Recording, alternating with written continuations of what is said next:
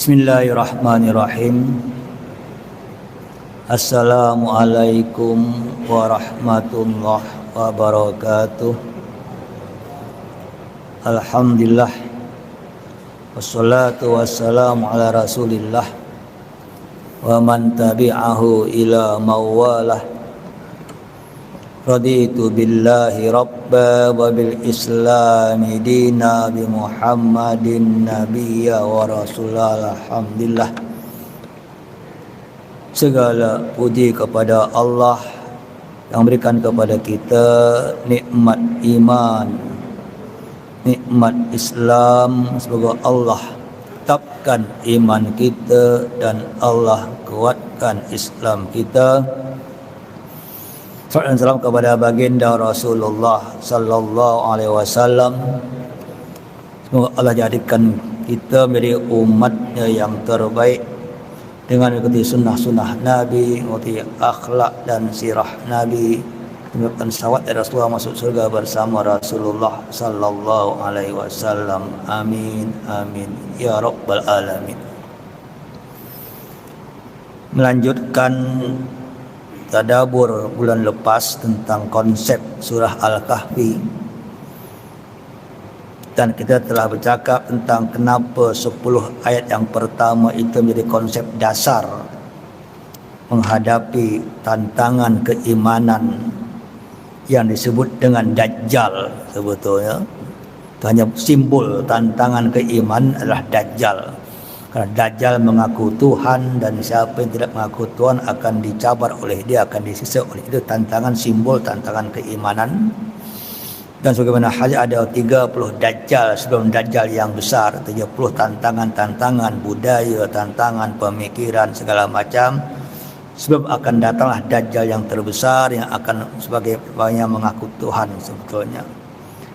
Maka ada 4 kondisi waktu itu Al-Kahfi sebetulnya, supaya masyarakat menjadi masyarakat yang tak terjajah, ada yang terkawal daripada konsep Dajjal tadi, iaitu masyarakat pemuda yang beriman, hartawan yang dermawan, ilmuwan yang tahu akan akhirat, kemudian penguasa yang adil.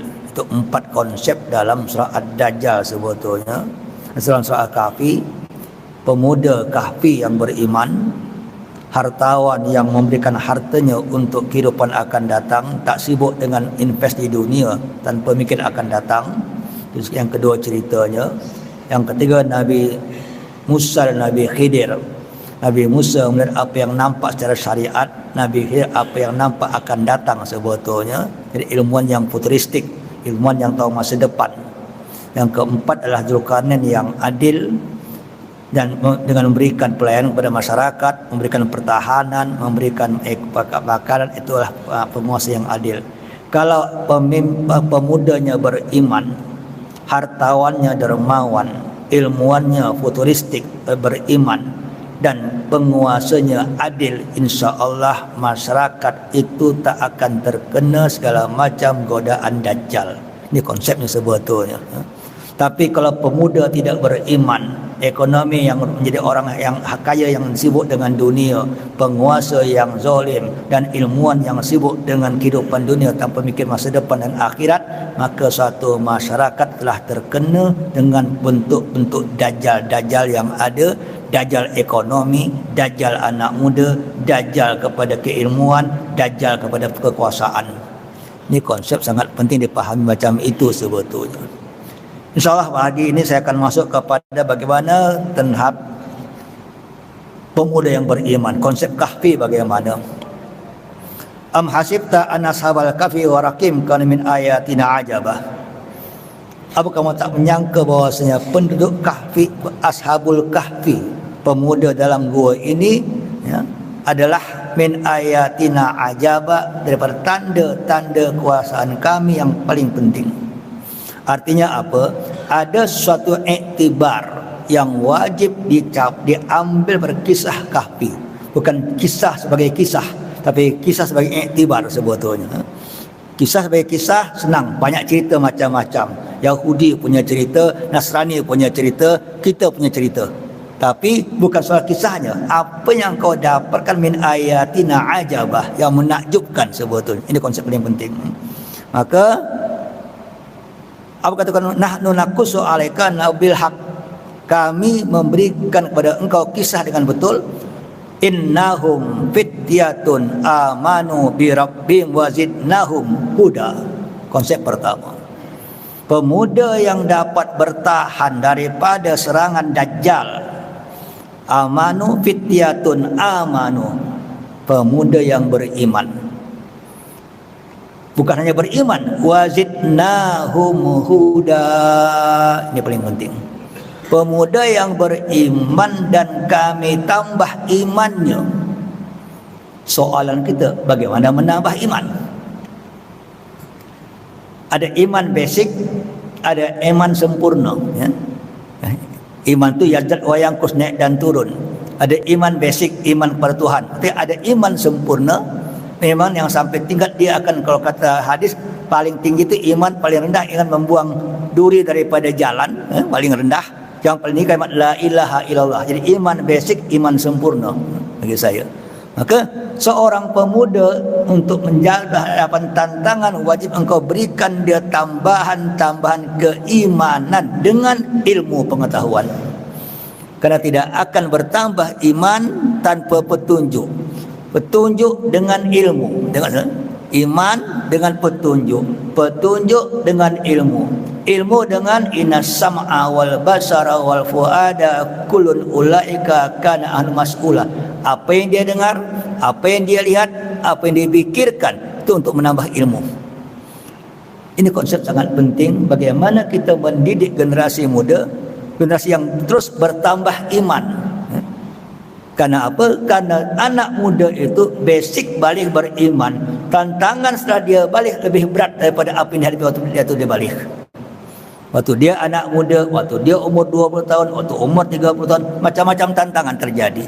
Maka dia perlukan sebuah basic keimanan yang terus bertambah setiap saat, sehingga dia akan tahu hidup bagaimana hidup. Ini penting.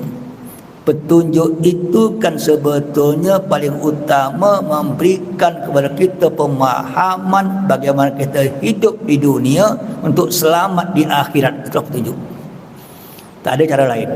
Tahu hidup di dunia, untuk apa hidup di dunia, dan bagaimana kau selamat di dunia, mencapai keselamatan di akhirat, berjumpa dengan Allah dan mendapat ridha Allah. Itulah konsep petunjuk. Ini yang perlu ditanamkan anak muda. Karena anak muda akan datang, anak muda yang enjoy, anak muda yang hanya hiburan. Tengok baru-baru ini Riyadh session 2024 di Riyadh, apa jadi? Hiburan dan segala macam. Penak tarik si Jennifer Lopez dengan latar belakang Ka'bah dibuat, apa jadi?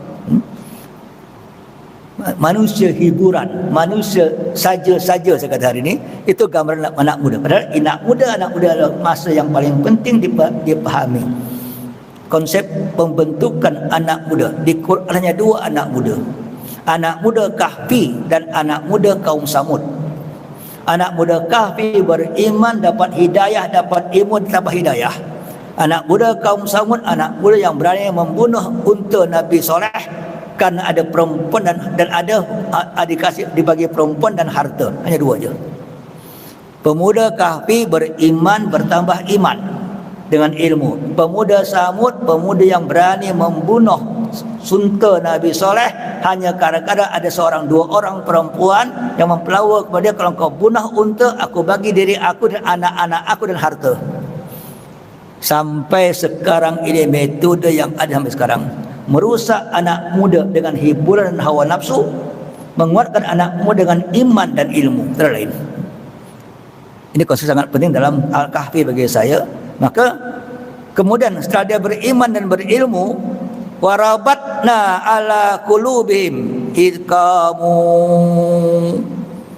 dan kami rabatna, kami ikatkan hati-hati mereka. Tengok kekuatan anak muda, kekuatan sesama dia bersepakat, sesama dia berhubungan, komunikasi sama dia. Ini geng anak muda.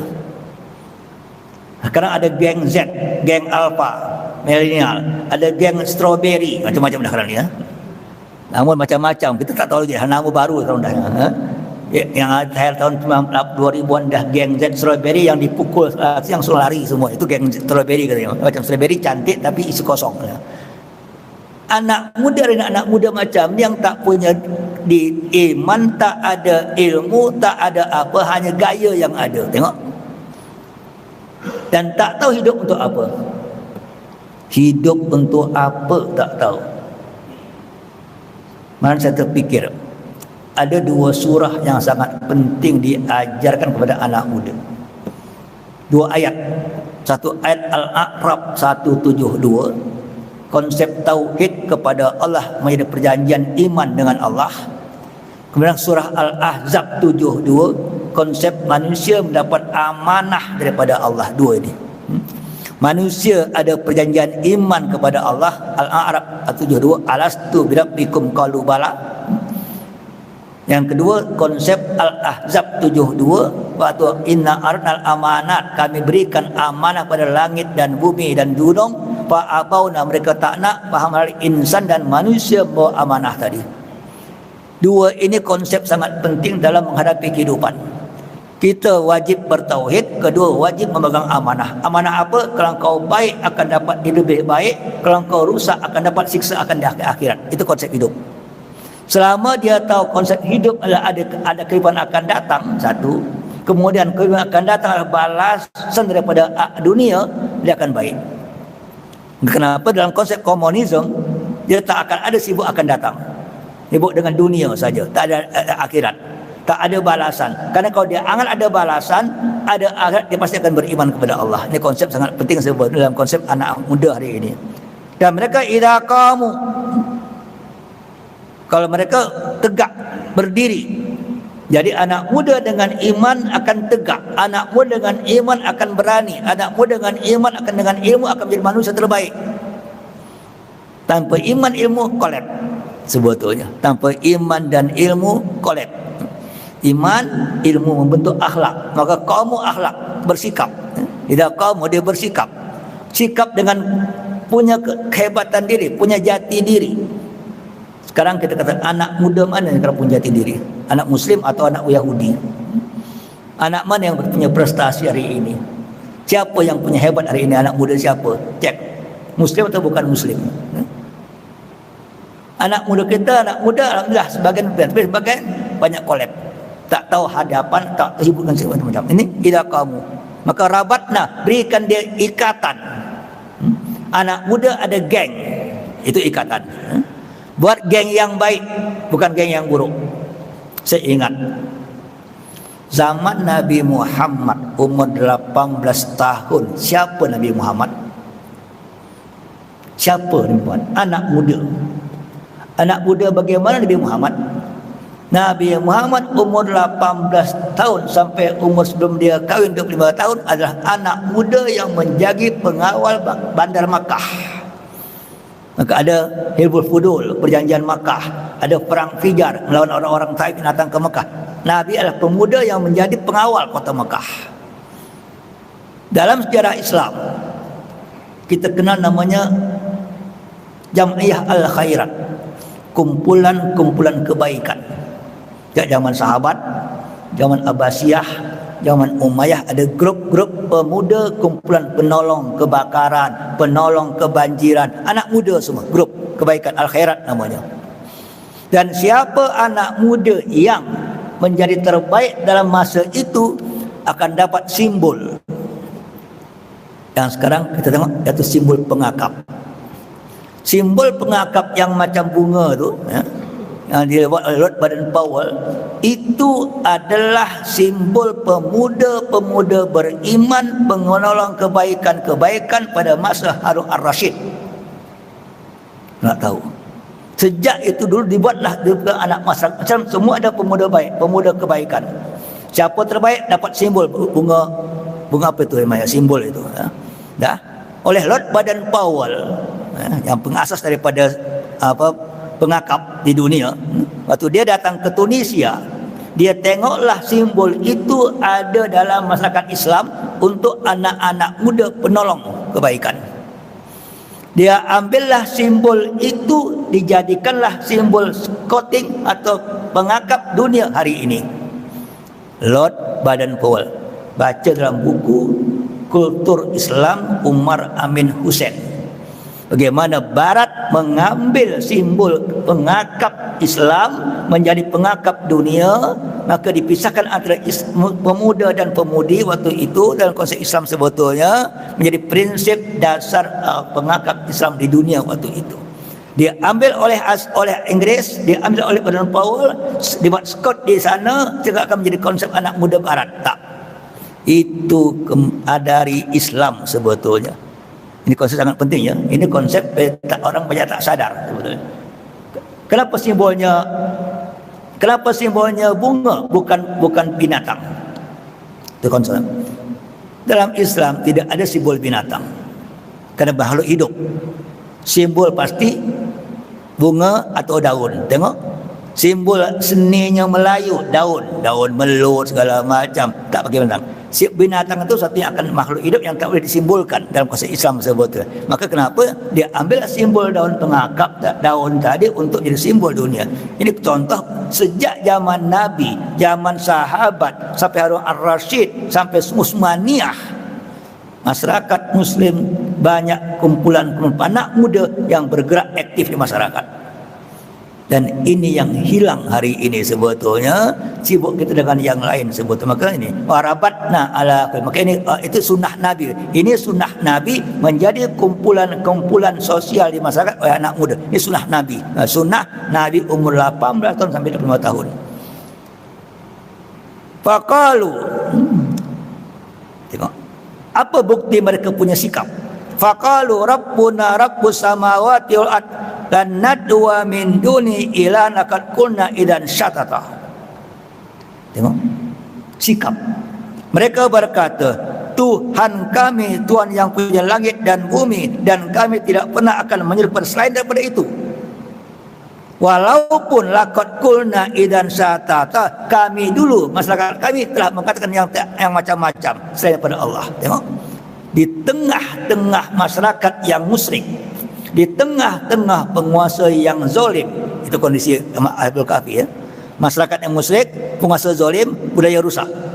Mereka menjadi orang berpunya petunjuk, bertambah petunjuk dengan ilmu, dan mereka berani bersikap mengatakan kami hanya menyembah Tuhan langit dan bumi.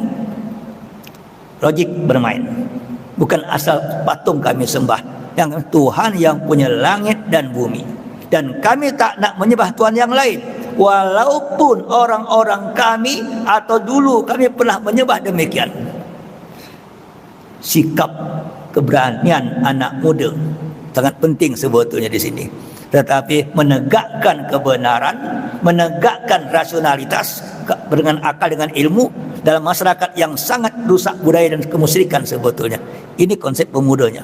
Maka kalau rabbuna rabbus samawati, walaupun kenapa mereka haulai qaumun takhadu min alihah, karena kaum kami tadi telah mengambil selain Allah sebagai Tuhan.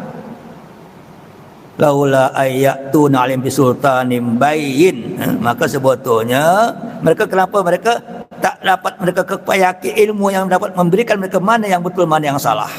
Tengok, padahal faman azlamu mimman iftara alaihi kadhiba, siapakah lebih zalim daripada masyarakat yang telah berdusta kepada Tuhannya.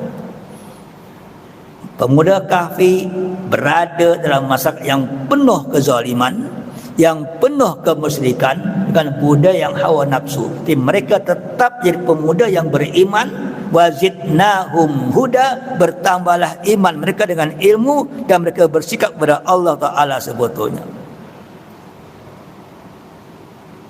Maka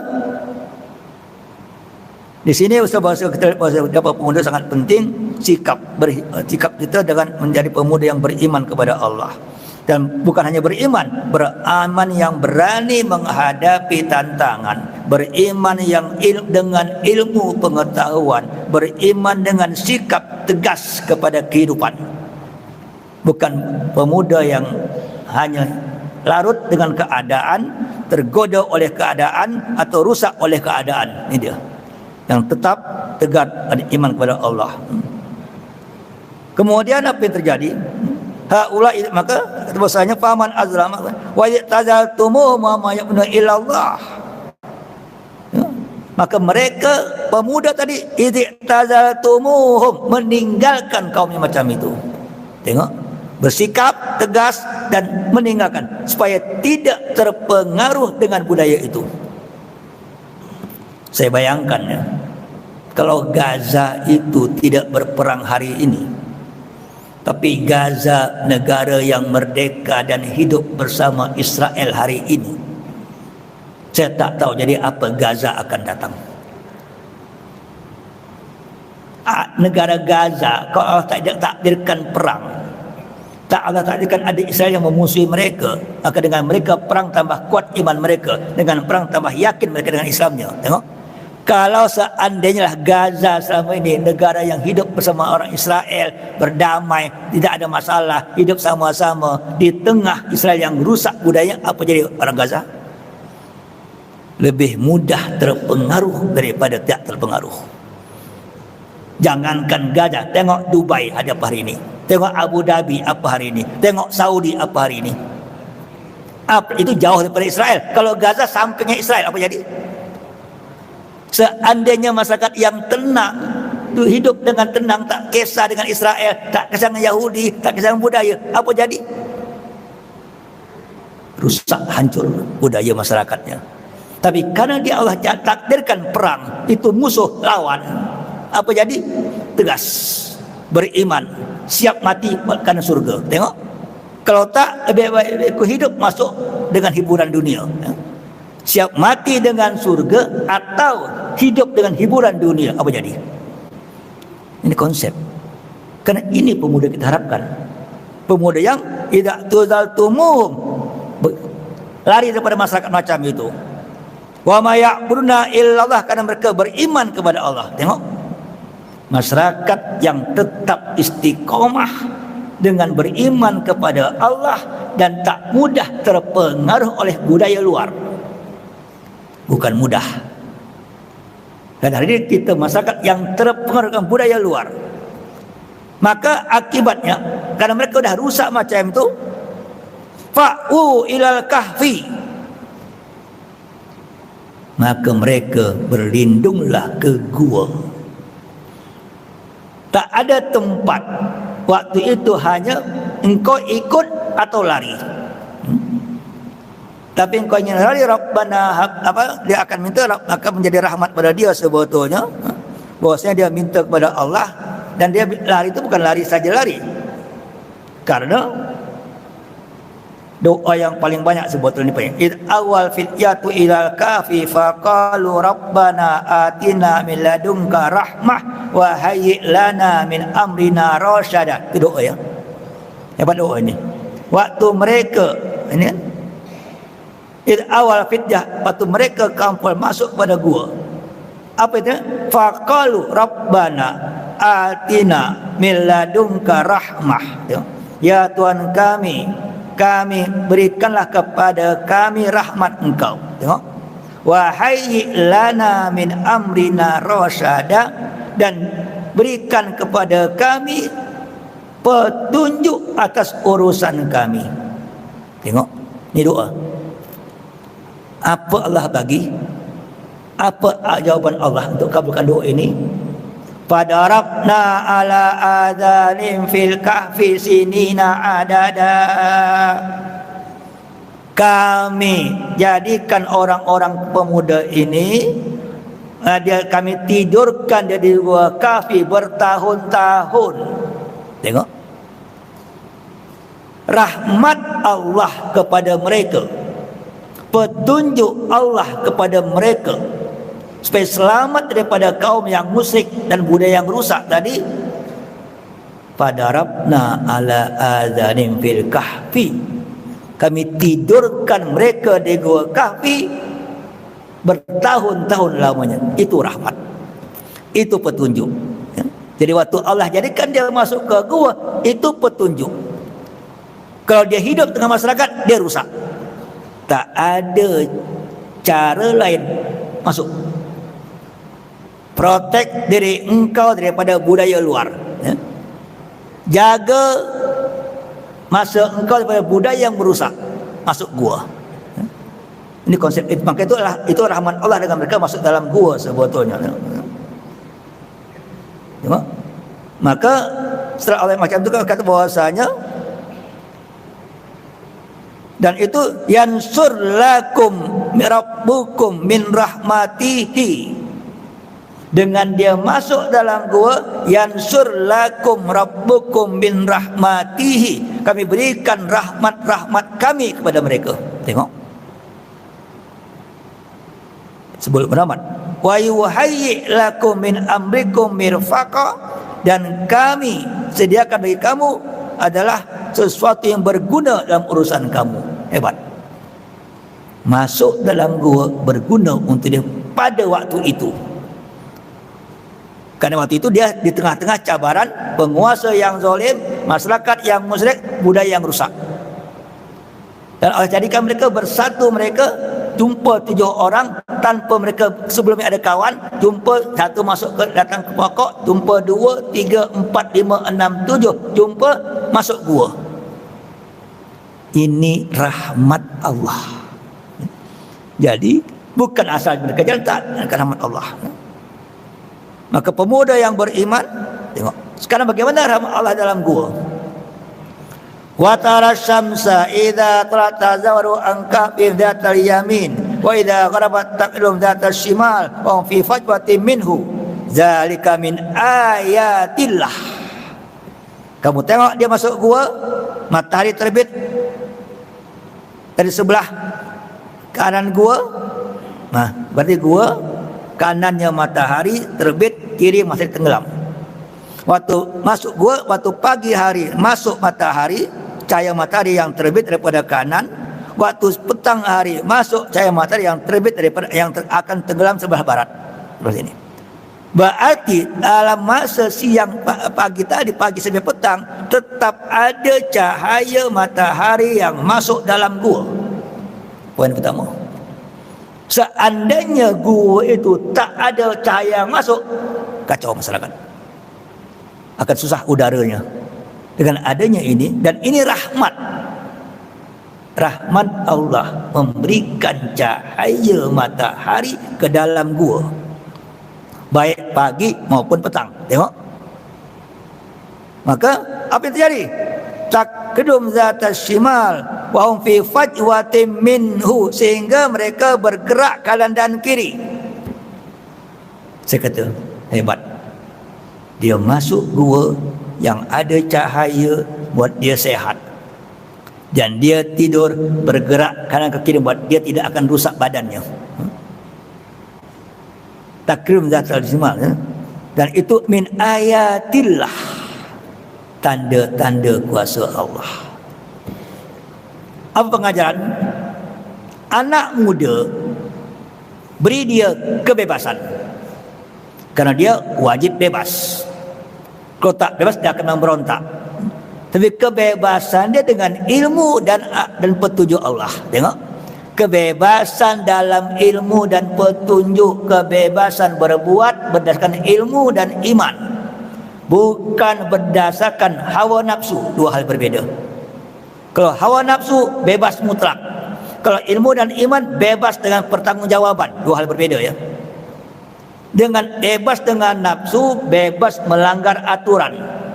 Bebas dengan ilmu dan petunjuk dengan agama, bebas dalam tanggung jawab dengan kepada Allah. Bebas. Maka jadikan anak engkau bebas dalam iman dan ilmu, sehingga dia tak akan bersalah daripada berbuat. Maka jangan kau kawal, jangan kau buat kaku, jangan fajwatin minhu, dia boleh kanan boleh kiri, silakan, tetapi tetap dalam rahmat Allah. Yang paling susah bagaimana menjadikan nikmat menjadi rahmat. Nikmat itu pemberian, rahmat itu kasih sayang. Ingat ya, semua orang dapat nikmat, tak semua orang dapat rahmat. Suatu nikmat dipergunakan dengan ilmu dan petunjuk dan iman, maka dia menjadi rahmat. Nikmat pemberian. Kafir dapat nikmat tapi tak dapat rahmat. Karena kafir dapat nikmat tak dapat petunjuk. Ingat ya. Orang beriman dapat nikmat dan dapat rahmat. Dengan dapat iman, dapat rahmat, maka hidup jadi berkat. Nikmat, rahmat, berkat. 3 konsep. Jadi kalau engkau dapat mempergunakan masa muda engkau dengan aktiviti yang apapun juga silakan, kerana engkau bebas berbuat, tetapi dengan ilmu, dengan petunjuk, dengan iman, engkau akan jadi itu semua akan jadi rahmat daripada Allah. Jangan sampai itu dipakai dengan hawa nafsu, akan jadi musibah dan akan laknat. Dipakai dengan nafsu jadi laknat, dipakai dengan iman jadi rahmat. Tengok, hari ini anak muda kita dalam rahmat atau bukan rahmat? Ini konsep. Maka pegang maka. Biarkan. Karena kalau macam itu, may yahdillah fawal muhtad wa may yudlil falan tajid lahu waliyan mursyida. Tengok, maka siapa yang dapat petunjuk Allah, dia dapat petunjuk. Siapa yang sesat, maka tak akan dapat petunjuk daripada Allah. Tengok. Jadi bagaimana pemuda tadi masuk gua, di gua kahfi, diprotek dalam gua, kemudian dia hidup dengan tenang, tidur dengan bergerak sana bergerak sini, dapat cahaya matahari pagi dan petang, jadi rahmat bagi dia. Dan bagaimana kita hari anak muda kita ni, anak muda kita tak terkena budaya luar, tak terkena budaya dajjal, tak terkena budaya hiburan, tak terkena budaya macam-macam permainan dunia hari ini, tapi engkau terkawal dengan baik dengan iman engkau, maka semua hidup anak muda jadi rahmat. Kalau tak, dia akan jadi laknat, musibah bagi satu masyarakat. Tengok, ini konsep Al-Kahfi bagi sebetulnya sangat penting. Maka watahsaw aikatan wa berukut. Kamu nampak dia tidur, bangun tapi dia tidur. Tengok, dia tidur tapi bergerak, dia bergerak tapi tidur. Tengok, kan hebat ni. Wa berukut, tuqallibun dzatal yamin tashimal, bergerak saran dan kiri. Wa kabum basitun dira'aihi bil wasit. Ini dia hebat. Gua anak muda tidur, di depan pintu ada anjing. Tengok, anjing tapi bukan anjing yang tidur, anjing basitun dira'aihi bil wasit, anjing yang menjulurkan kedua lengannya di muka gua, siap berjaga. Bukan anjing yang tidur ya. Anjing yang bergerak depan pintu, muka jul kaki, siap berjaga. Yang dalam tidur, anjing tak tidur. Sekarang kita anjing tidur, orang tak tidur. Anak muda yang bergerak dalam kawalan sistem yang betul, itulah anjingnya. Ada pengawalnya, ada pemantaunya, ada pengingatnya. Nah, orang tua, inilah keluarga, inilah masyarakat, inilah kerajaan. Itulah anjing-anjing yang berjaga. Kenapa anjing? Karena kalau waktu itu ada musuh datang, tengok anjing depan pintu, tak jadi masuk dia. Kalau tengok anjing tidur, masuk dia. Ya? Karena anjing tak tidur, tak berani masuk orang. Wajib ada kawalan untuk anak muda. Sekarang mana pengawal anak muda? Apakah orang tua mengawal anak muda atau orang tua ikut anak muda? Apakah rumah mengawal anak muda atau rumah tak peduli anak muda? Apakah masyarakat kawal anak muda? Tak. Rusak. Mana kahfi kita? Mana sistem kahfi? Mana anjing-anjing penjaga mereka hari ini? Tengok. Karena mereka rusak kerana tak terkawal, tak tahu memprotek, hidup dengan hawa nafsu. Maka waqabas bil wasit lawi tala'ta alaihim la wallaita firara wala murita mimur. Kalau kau tengok anjing tadi kau pun lari. Betul. Ada kawalan orang, masyarakat, kerajaan, sistem yang mengawal mereka, sehingga tak mudah tergoda oleh hawa nafsu segala macam sebetulnya. Maka sehingga mereka pun tak sadar. Wa kadzalika ja'alna bainahum yasu bainahum kam labistum, berapa lama kau tidur? Tak tahu. Tengok, Walaupun kita 300 tahun, okey. Tapi kondisi dia dalam gua yang tidur tapi bergerak dengan ada udara yang tenang, ada pagi, ada matahari, siang matahari, petang matahari, membuat dia tidak terasa berapa lama dia tidur. Membuat dia tidak terasa berapa lama dia tidur. Kerana dia tidur dalam kenyamanan, bukan dalam kesusahan sebetulnya. Maka anak muda yang kau buat macam itu dengan sistem pendidikan yang baik, dengan ilmu, dengan iman, dan bergerak dengan bebas, akan terdidik dengan tanpa terasa dia akan hidup selama-lamanya. Ada sistem kebiasaan. Perbuatan baik dibiasakan. Biasa baik jadi adat. Adat baik jadi budaya. Pada waktu orang baik dengan budaya, sistem dan adat, dia tak terasa dia buat baik. Hebat kan? Tapi kalau tak, rusak dia. Anak muda harus ada budaya baik, adat baik, sistem yang baik. Orang kalau dalam sistem yang baik, budaya baik, akan mudah terkawal, tak mudah tergoda. Dulu kita ada sistem yang baik masyarakat, ada solat jamaah, ini sistem yang baik, ada zikir, ada ada kenduri arwah, ada tahlil, ada maulid, ada isra' mi'raj. Itu sistem yang menjaga masyarakat tetap beriman kepada Allah. Ada solat Jumat, ada jamaah, ada ngaji Quran habis maghrib dulu sampai isya, betulnya. Ini sistem. Sekarang sistem ini dah hilang, tinggal Ramadan ada sistem. Tak Ramadan tak sistem lagi. Tinggal Ramadan ada sistem. Ada sembah tadarus, ada tarawih itu. Harusnya itu sepanjang tahun ada sistem yang menjaga budaya yang baik. Kerana budaya yang baik, ada sistem yang baik, akan terkawal, terjaga dengan baik. Masyarakat akan terjaga. Tapi ibadah yang baik individu tak akan mengawal sistem. Beda kan? Ada ibadah individu, ada ibadah sosial. Ibadah individu manusia yang baik, ibadah sosial masyarakat yang baik. Tengok, orang boleh baik individunya, rusak masyarakatnya.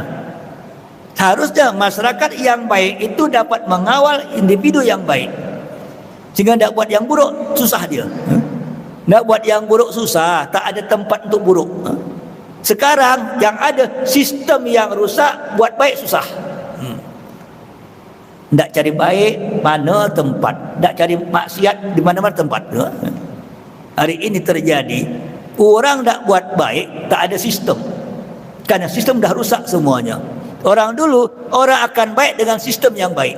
Tengok, engkau bawa anak engkau ngaji ke masjid, bawa sembahyang jamaah, itu sistem. Sehingga sampai dia besar akan ingat, aku pernah dibawa mak aku, ayahku ke masjid dulu. Teringat dia. Dan itu menjadi penjaga dia, pengawal dia.